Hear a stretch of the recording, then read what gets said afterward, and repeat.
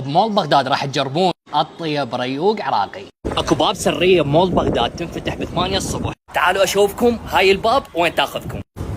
تدوسون رقم 3 وقبل توصلون الكاوة، وتعالوا نحضر بوفيه عراقي الشخصين، واكيد نبديها بالكاهي العراقي. ما بيكمل فطورنا الا بالمناقيش، اللحمه والزعتر والجبنه. وهسه نسوي الفول اللبناني. هلا راح نضيف الثوم، بندوره، نرجع رشه كمون وزيت الزيتون اكيد. لو خلص الفول انا مش مسؤول، اوكي؟ ونمطرها بالحامض. واهم شيء ينزل لكم الخبز حار بحار.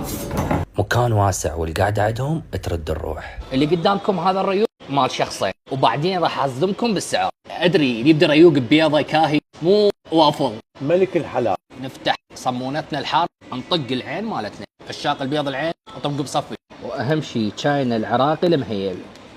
نمطر الكاهي بالشيره وناخذ قيامر العرق نقسمه بالتساوي. احمد الشيف لبناني. اي